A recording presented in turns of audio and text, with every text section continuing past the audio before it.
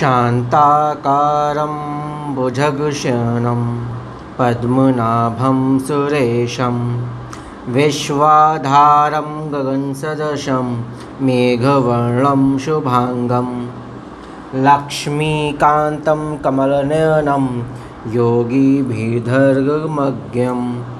वन्दे विष्णुं भवभयहरं सर्वलोकैकनाथम्।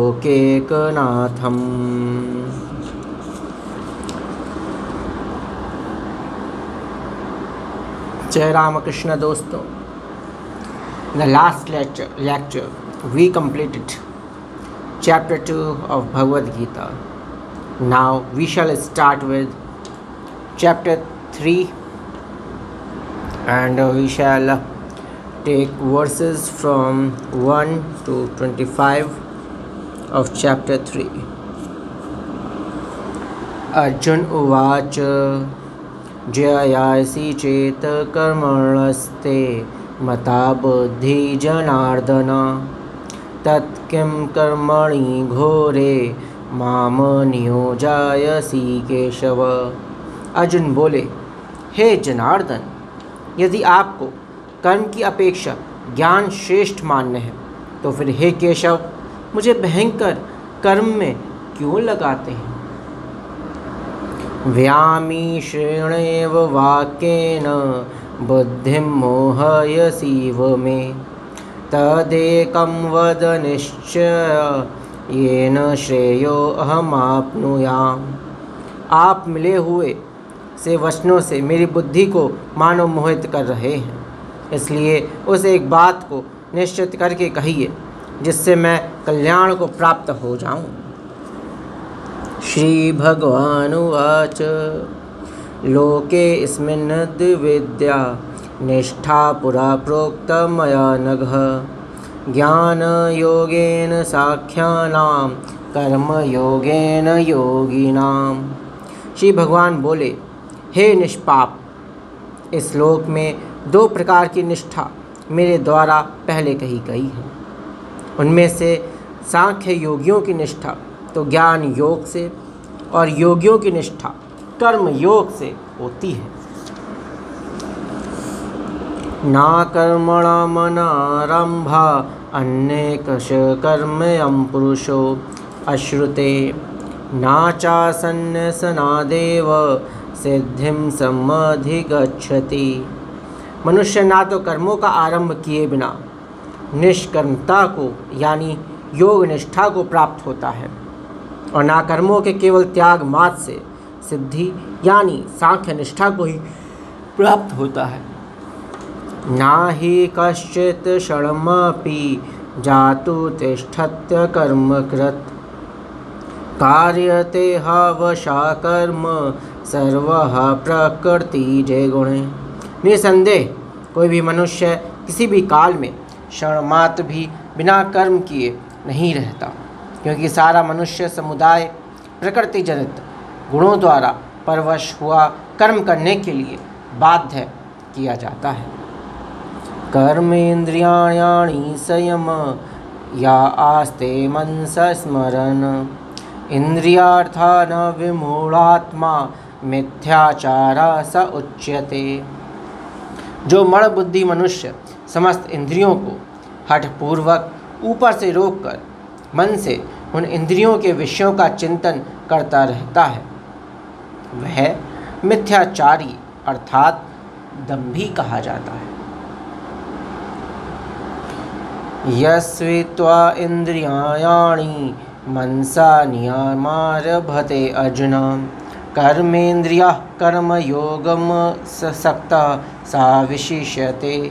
किंतु हे अर्जुन, जो पुरुष मन से इंद्रियों को वश में करके अनासक्त हुआ समस्त इंद्रियों द्वारा कर्मयोग का आचरण करता है वही श्रेष्ठ है। नियतं कुरु कर्म त्वं कर्म ज्यायायोहा कर्मणः शरीर यात्रापि चातेन प्रसिद्धयेद कर्मणः।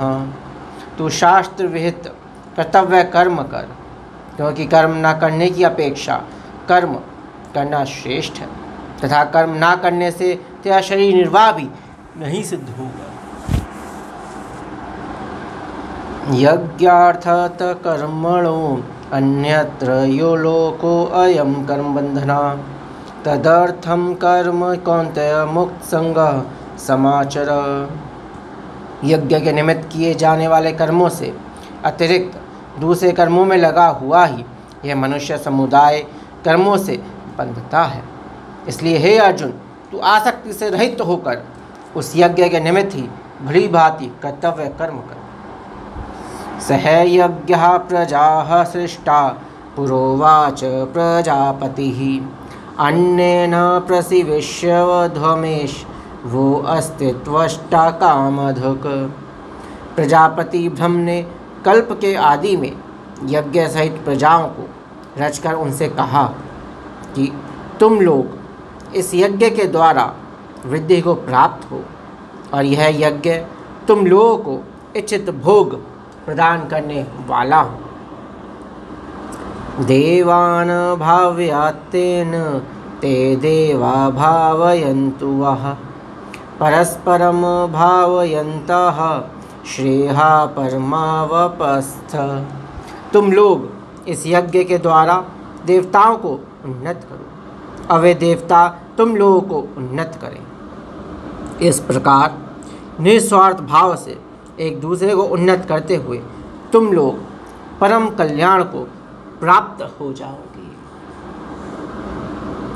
इष्टान भोगानि हि वो देवा दास्यन्ते यज्ञ भाविताः ते दर्तान प्रदाय भयो यो यो भुगन्ते स्तेन एव सः।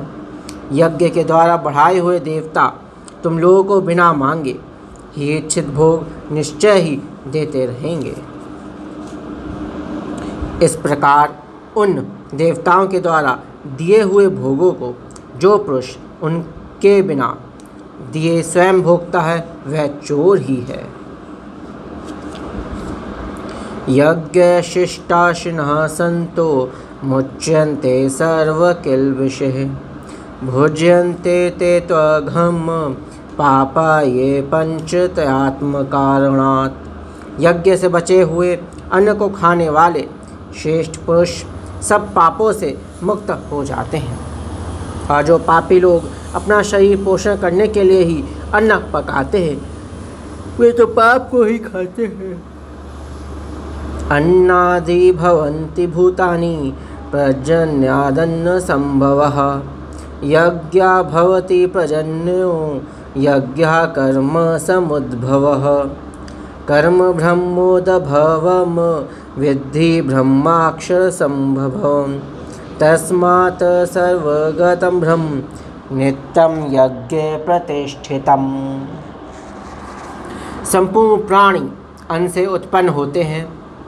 अन्न की उत्पत्ति वृष्टि से होती है, वृष्टि यज्ञ से होती है और यज्ञ विहित कर्मों से उत्पन्न होने वाला है। कर्म समुदाय को तू वेद से उत्पन्न और वेद को अविनाशी परमात्मा से उत्पन्न हुआ जान। इससे सिद्ध होता है कि सर्वव्यापी परम अक्षर परमात्मा सदा ही यज्ञ में प्रतिष्ठित है। एवं प्रवर्तितं चक्रम नानुवर्तिह अघायुरिन्द्रियाणां मोघम पार्थ सजीवति। हे पार्थ, जो पुरुष इस लोक में इस प्रकार परंपरा से प्रचलित सृष्टि चक्र के अनुकूल नहीं बरतता अर्थात अपने कर्तव्य का पालन नहीं करता, वह इंद्रियों के द्वारा भोगों में रमण करने वाला पापायु पुरुष व्यर्थ ही जीता है। यस् त्वात्मरात्रित्रेव स्यादात्मतृप्तश्च मानवः आत्मन्येव स च संतुष्टस्य कार्यं न विद्यते। परंतु जो मनुष्य आत्मा में ही रमण करने वाला और आत्मा में ही तृप्त तथा आत्मा में ही संतुष्ट हो, उसके लिए कोई कर्तव्य नहीं है। नेव तस्य कृतनार्थो नाकृतेन कश्चन नाचास्य सर्वभूतेषु कश्चिद् अर्थव्यापाश्रयः। उस महापुरुष का इस विश्व में ना तो कर्म करने से कोई प्रयोजन रहता है और ना ही कर्मों के ना करने से ही कोई प्रयोजन रहता है, तथा संपूर्ण प्राणियों में भी इसका किंचन मात्र भी स्वार्थ का संबंध नहीं रहता। तस्मादसक्तः सततं कार्यं कर्म समाचर, आसक्तो हाचरण कर्म परमाप्नोति पुरुषः। इसलिए तू निरंतर आसक्ति से रहित होकर सदा कर्तव्य कर्म को भली भांति करता रहे, क्योंकि आसक्ति से रहित होकर कर्म करता हुआ मनुष्य परमात्मा को प्राप्त हो जाता है। कर्मणैव हि संसिद्धि मा स्थिता जनकादयः, लोकसंग्रहमेवापि संपश्यन् कर्तुमर्हसि। जनक आदि ज्ञानी जन भी आसक्ति रहित कर्म द्वारा ही परम सिद्धि को प्राप्त हुए थे। इसलिए तथा लोक संग्रह को देखते हुए भी तू कर्म करने के ही योग्य है, अर्थात तुझे कर्म करना है उचित। यद्यथाचरति श्रेष्ठ तत्त्वद्देवेतरो जनः, सा यत् प्रमाणं कुरुरेते लोकस्तदनुवर्तते। श्रेष्ठ पुरुष जो जो आचरण करता है, अन्य पुरुष भी वैसा वैसा ही आचरण करते हैं। वह जो कुछ प्रमाण कर देता है, समस्त मनुष्य समुदाय उसी के अनुसार बरतने लग जाता है। नामे पार्थस्ति कर्तव्यम त्रिषु लोकेषु किंचन, नानवाप्तं वाप्तव्यं वर्त एव च कर्मणि।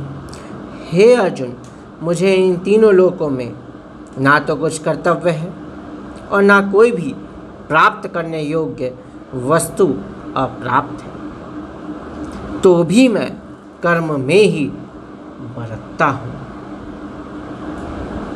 यदि हम न वर्तम जातु कर्मण तंद्रितः, मम वर्तमानुवर्तन्ते मनुष्यः पार्थ सर्वशः। क्योंकि हे पार्थ, यदि कदाचित मैं सावधान होकर कर्मों में ना बरतूं तो बड़ी हानि हो जाए, क्योंकि मनुष्य सब प्रकार से मेरे ही मार्ग का अनुसरण करते हैं। उत्सीदेयुर्यि मे लोका न कुर्यां कर्म चेदहं, शंकरस्य चाकर्ता स्यामुपहन्यामि महाप्रजा। इसलिए यदि मैं कर्म ना करूं तो ये सब मनुष्य नष्ट भ्रष्ट हो जाए और मैं संकरता का करने वाला हूँ तथा इस समस्त प्रजा को नष्ट करने वाला बनूँ। सक्तः कर्मणि विन्दासो यथा कुर्वन्ति भारतः, कुर्यादिदांस्था श्रीक्लेशु लोक संग्रहम्। हे भारत, कर्म में आसक्त हुए अज्ञानी जन जिस प्रकार कर्म करते हैं, आसक्ति रहित विद्वान भी लोक संग्रह करना चाहता हुआ उसी प्रकार कर्म करे। So we shall start in our next class with shloka 26 of chapter 3. जय भगवद गीते, जय भगवद गीते, हरि कमल विहारिणी, हरि कमल विहारिणी, सुंदर सुपुनीते। जय भगवद गीते, जय भगवद गीते, हरि कमल विहारिणी, सुंदर सुपुनीते। कर्मसु मर्म प्रकाशनि कर्मसु मर्म प्रकाशिनि कामासक्तिहरा तत्त्वज्ञान विकाशिनि विद्या ब्रह्मपरा तत्त्वज्ञान विकाशिनि विद्या ब्रह्मपरा। जय भगवद गीते जय भगवद गीते निश्चल भक्ति विधायिनि निर्मल मलहारी निश्चल भक्ति विधायिनि निश्चल भक्ति विधायिनि निर्मल मलहारी शरण रहस्य प्रदायिनि शरण रहस्य प्रदायिनि सब विधि सुखकारी। जय भगवद गीते जय भगवद गीते राग द्वेष विदारणि कारणि मोद सदा भव भयहारणि तारणि भव भयहारणि तारणि परमानंद प्रदा। जय भगवद गीते जय भगवद गीते भव भयहारणि तारणि परमानंद प्रदा परमानंद प्रदा। आसर भाव विनाशनि आसर भाव विनाशनि नाशनि तम रजनी देवी सद्गुणदायनि देवी सद्गुणदायनि हरिरसिका सजनी। जय भगवद गीते जय भगवद गीते समता त्याग सिखावनि समता त्याग सिखावनि हरिमुख की बानी सकल शास्त्र की स्वामनि सकल शास्त्र की स्वामनि श्रुतियों की रानी। जय भगवद गीते जय भगवद गीते दया सुधा बरसावनि मातु दया सुधा बरसावनि मातु कृपा कीजे हरिपद प्रेम दान कर हरिपद प्रेम दान कर अपनो कर लीजे। जय भगवद गीते जय भगवद गीते। श्री रामकृष्ण अर्पणमस्तु।